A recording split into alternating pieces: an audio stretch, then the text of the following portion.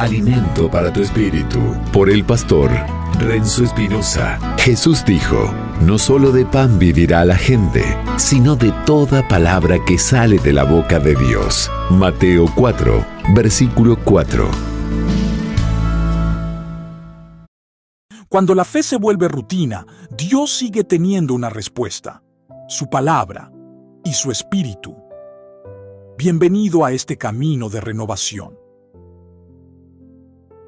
Bitácora de Palabra y Espíritu, día 7. No todo lo espiritual viene del espíritu. Hay momentos en la vida cristiana en los que el peligro no está solo en la frialdad. A veces también está en la confusión. No siempre lo más riesgoso es una fe apagada.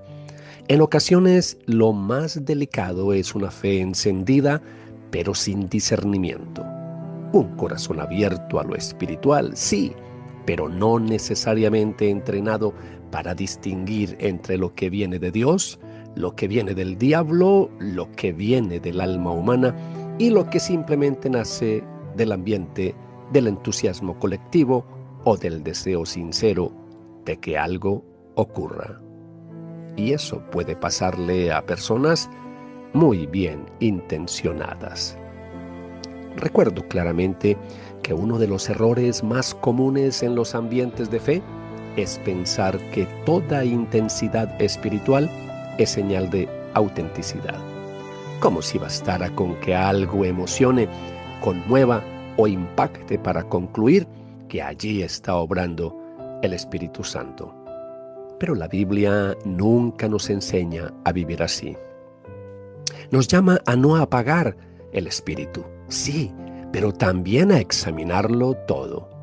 Nos invita a anhelar la obra de Dios, pero no a renunciar al discernimiento. Porque el Espíritu Santo no solo enciende, también ilumina. Y una iglesia de palabra y espíritu necesita ambas cosas: fuego y verdad, sensibilidad y juicio, apertura y filtro. De lo contrario, lo que empezó como hambre de Dios puede terminar alimentando ingenuidad espiritual. El umbral de la palabra. Primera de Tesalonicenses, capítulo 5, versículos 19 al 21, y Primera de Juan, capítulo 4, versículo 1. Pablo dice: no apaguen el espíritu, no desprecien las profecías, antes bien, examínenlo todo cuidadosamente, retengan lo bueno. Y el apóstol Juan añade: amados, no crean a todo espíritu, sino prueben los espíritus para ver si son de Dios. En pocas palabras, el mandato bíblico no va hacia un solo lado. No nos llama ni al desprecio automático ni a la credulidad ingenua. Nos llama al discernimiento reverente. Meditación.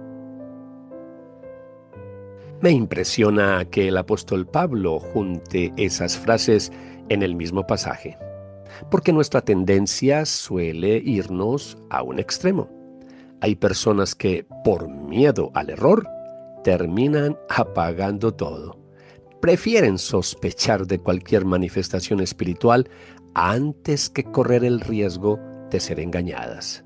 Y, en ese intento por proteger la verdad, a veces también apagan la expectativa, la sensibilidad, la apertura humilde a la obra del Espíritu. Pero también ocurre lo contrario. Hay quienes, por hambre de Dios o cansancio de la sequedad, terminan recibiendo casi cualquier cosa que suene intensa, espontánea o sobrenatural. Como si el solo hecho de ser impactante bastara para certificar su origen divino. Y en ese intento por no limitar a Dios, a veces terminan dejando sin filtro lo que debía ser probado. La Escritura no nos deja instalarnos cómodamente en ninguno de esos extremos. No apaguen el espíritu. Eso es una corrección para los temerosos, para los excesivamente cerrados, para los que han convertido el orden en un muro contra toda sorpresa divina. No desprecien las profecías. Eso es una llamada a no mirar con cinismo aquello que Dios podría estar usando para hablar, exhortar, consolar o edificar. Pero enseguida Pablo añade: examínenlo todo cuidadosamente, retengan lo bueno. Ahí está el equilibrio santo. Dios no nos llama a creer cualquier cosa. Tampoco nos llama a desconfiar de todo. Nos llama a discernir. Y discernir no es apagar. Discernir es amar tanto la verdad y la presencia de Dios que no queremos falsificaciones ni sustitutos. Discernir es reconocer que la sinceridad humana no es una autoridad suficiente, que el fervor por sí solo no es prueba definitiva, que incluso los momentos intensos deben someterse al señorío de Cristo, al testimonio de la Escritura y al fruto que producen con el tiempo. Eso es muy importante porque a veces confundimos varias cosas. Confundimos emoción con unción. Confundimos espontaneidad con inspiración. Confundimos seguridad en el tono con autoridad espiritual. Confundimos atmósfera con presencia. Confundimos impacto momentáneo con fruto duradero. Pero el Espíritu Santo no se contradice a sí mismo. El que inspiró la palabra no actúa contra la palabra. El que glorifica a Cristo no centra la atención en el ego humano. El que produce santidad no impulsa confusión desordenada como si eso fuera una señal de poder. El que consuela, exhorta y guía también da claridad, humildad y paz en medio de su obrar. Por eso el apóstol Juan dice: no crean a todo espíritu. Qué frase tan necesaria, porque a veces el problema no es falta de fe, sino falta de prueba. No todo impulso interior viene del espíritu. No toda impresión repentina es dirección divina. No toda palabra dicha con convicción tiene el peso de la voz de Dios. Y precisamente por eso la iglesia necesita madurez. Necesita pastores sobrios, líderes con Biblia abierta, congregaciones que amen la presencia de Dios, pero que no renuncien a pensar, comparar, orar y esperar. Discernir también exige paciencia. A veces queremos definirlo todo en el instante. ¿Es o no es de Dios? Y aunque algunas cosas son claras desde el principio, otras se disciernen mejor por sus frutos. ¿Produce humildad o exhibicionismo? ¿Conduce a Cristo o a la dependencia de una persona? ¿Trae arrepentimiento y obediencia o solo excitación religiosa? ¿Fortalece la iglesia o divide por sensacionalismo? ¿Se somete al consejo de la palabra o se declara por encima de toda evaluación? Esas preguntas no apagan al espíritu, lo honran.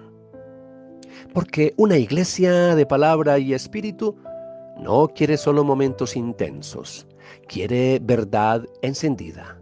No quiere solo manifestaciones llamativas, quiere la obra genuina de Dios. No quiere cerrarse por miedo ni abrirse sin filtro. quiere caminar en esa tensión santa donde el fuego del Espíritu y la lámpara de la palabra permanecen juntos. Tal vez esta palabra hace bien justo aquí.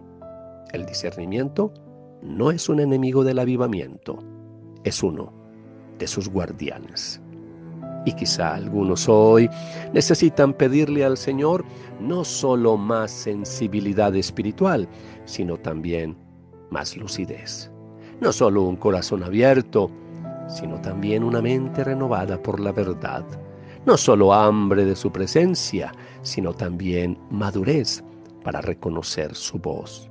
Porque cuando el Espíritu de Dios obra de verdad, no solo toca, también guía, aclara y afirma.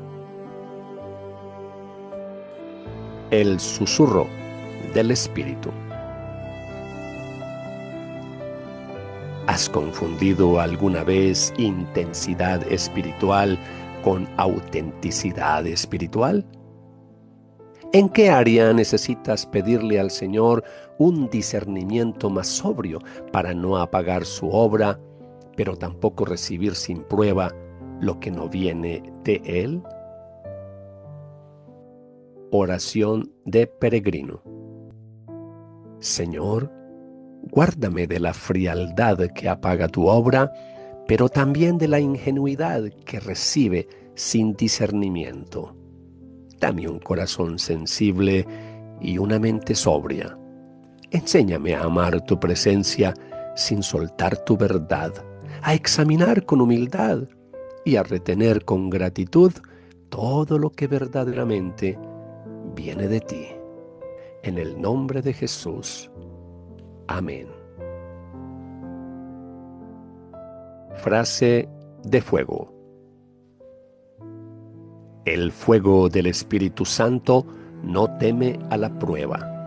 La verdad de Dios lo hace arder con más pureza.